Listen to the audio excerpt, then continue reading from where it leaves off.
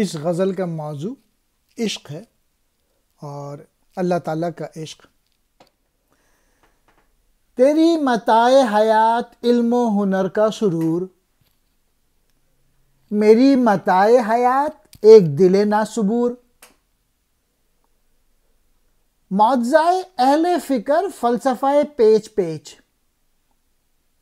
معجزہ اہل ذکر موسیٰ و فرعون و طور۔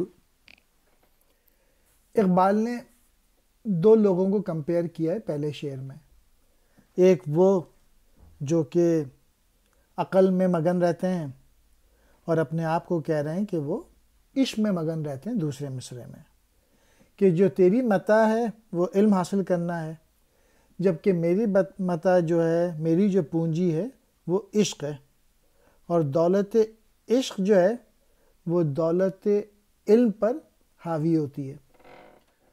دوسرے شعر میں بھی وہی موضوع ہے کہ جو عقل پہ چلتے ہیں وہ سوچ بچار فلسفی ہوتے ہیں اور اسی میں الجھے رہتے ہیں، جبکہ جو اہل ذکر ہوتے ہیں وہ اللہ تعالیٰ میں مگن رہتے ہیں۔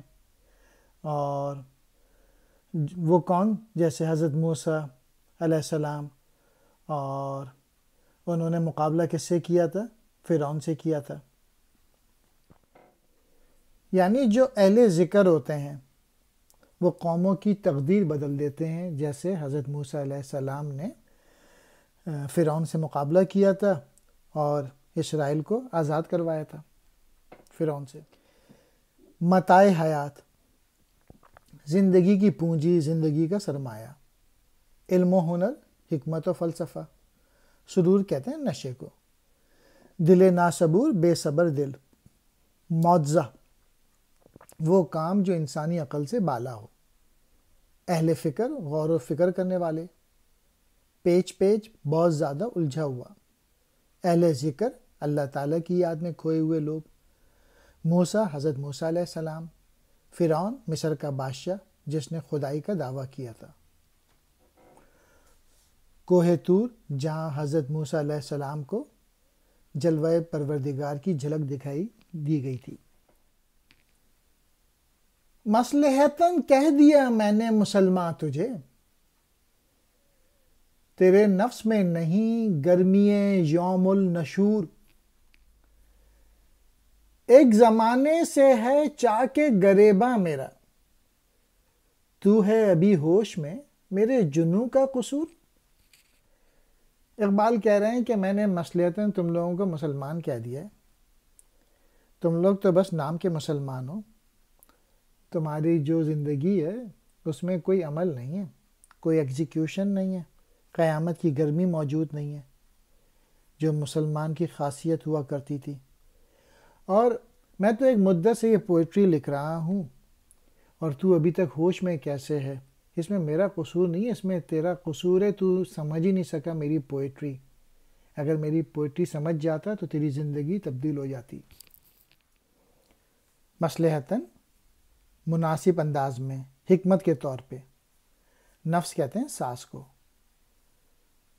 گرمی یوم النشور قیامت کے دن کی گرمی، چاک گریباں پھٹا ہوا گریبان، جنون کہتے ہیں دیوانگی کو۔ فیض نظر کے لیے ضبط سخن چاہیے، حرف پریشان نہ کہہ اہل نظر کے حضور،